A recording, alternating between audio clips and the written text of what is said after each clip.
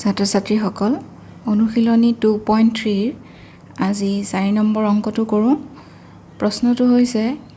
x³ - 3x² + x + 2ক এটা বহুপদ gx এৰে হৰণ কৰাত ভাগফল x - 2 আৰু ভাগশেষ -2x + 4 পোৱা গ'ল। gx উলিওৱা। প্ৰশ্নটো মতে এই x³ - 3x² + x + 2 হ'ব px আৰু আমি উলিয়াব লাগে gx এৰে আমি হৰণ কৰিব লাগে আৰু ইয়াত ভাগফল x - 2 যিহেতু দিয়া আছে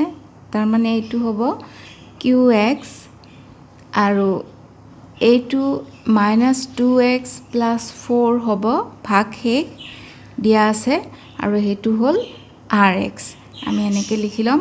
এতিয়া আমি বিভাজনৰ কলন বিধিটো লিখি লৈছোঁ। সেইটো হৈছে কি px = gx *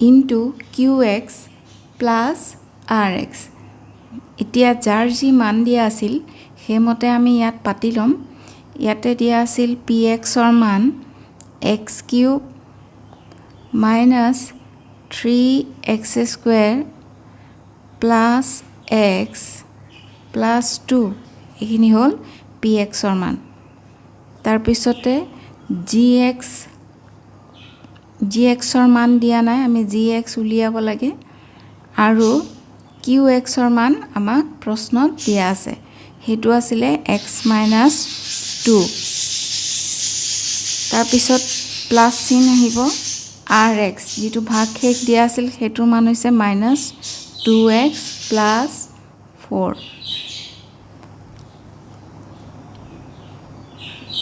এইখিনি আমি ইয়াতে ৰাখিম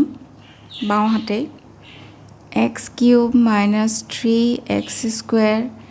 + x + 2 আৰু ইয়াত যিখিনি আছিল সেইখিনি আমি ইয়ালৈ লৈ আহিম। তাৰমানে ইয়াতে প্লাছ আছিল, ব্ৰেকেটৰ ভিতৰত এইখিনি আছিলে, এইখিনি ইয়ালৈ আহিলে মাইনাছ হৈ যাব আৰু ব্ৰেকেটত যি আছে সেইখিনিয়ে থাকিব -2x + 4 আৰু ইয়াত আছে x - 2 এই সমান চিনৰ সোঁ চাইডে থাকিব x - 2 * gx। x³ - 3x² +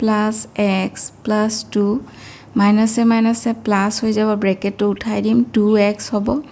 মাইনাছে প্লাছে minus হ'ব, 4 হ'ব আৰু এইফালে যি আছে তেনেকৈ ৰাখিম আমি।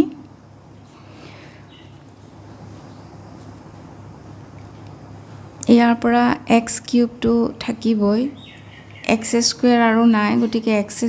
3x² এনেদৰেই থাকিব, মাত্ৰ ইয়াত এইটো পদ একে x আৰু x আছে, ইয়াত এটা x আছে আৰু ইয়াতে দুটা আছে, তাৰমানে প্লাছে আছে 3x হ'ব আৰু +2 - 4, তাৰমানে -4ৰ পৰা +2 আমাৰ গুচি গ'লে থাকিব -2 আৰু এতিয়া ইয়াত থাকিলে x - 2 * gx। আমাক যিহেতু gxৰ মান নিৰ্ণয় কৰিব দিছে, গতিকে আমি gxটো এটা ছাইডত ৰাখিম আৰু gxৰ লগত যিখিনি আছে সেইখিনি আমি এইখিনিক হৰণ কৰি দিম। তেতিয়াহ'লে আমি ইয়াত এনেকৈ লিখিম x³ - 3x² + 3x - 2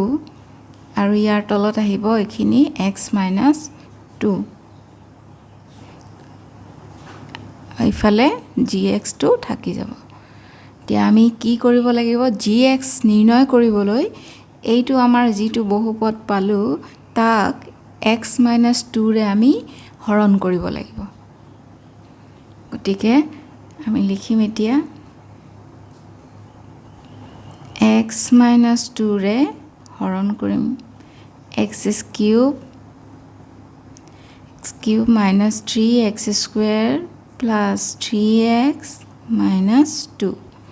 ইয়াক আমি হৰণ কৰিম আগৰ দৰে আমি এডাল লাইন টানি ল'ম তাৰপিছত আমি হৰণ কৰি যাম এতিয়া x আছে x কিউব আছে তো আমি x স্কয়াৰেৰে পূৰণ কৰিম x - 2 মুখে মুখে কৰিব পাৰি উত্তৰ হ'ব x কিউব - 2x স্কয়াৰ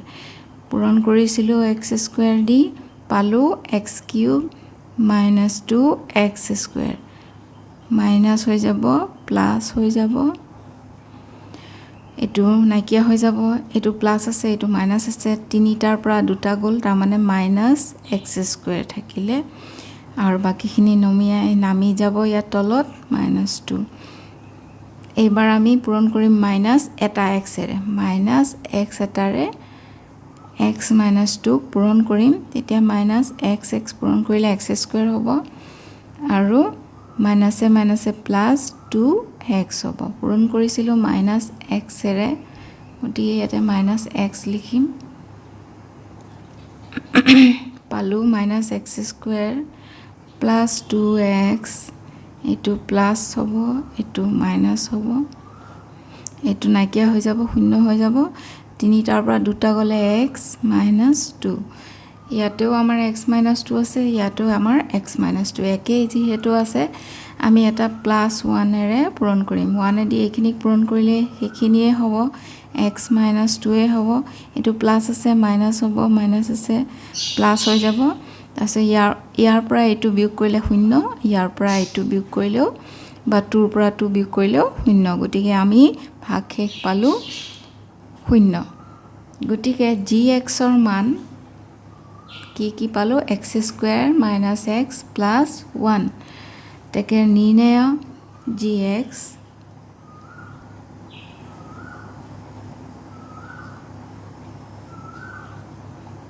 এটো যেহেতু আমাক কৈছিলে যে আমি যে ভাগফল উলিয়াব লাগিছিল এইটো হৰণ কৰিলে এইটোৰে উত্তৰটো যি ওলাব হেতুৱে gx গতিকে এইটো আমি হৰণ কৰি উত্তৰ পালো কিমান x স্কয়াৰ - x + 1 আৰু হেতুৱে হল gx এতেকে gx = x স্কয়াৰ - x + 1 এটোও নিৰ্ণয় উত্তৰ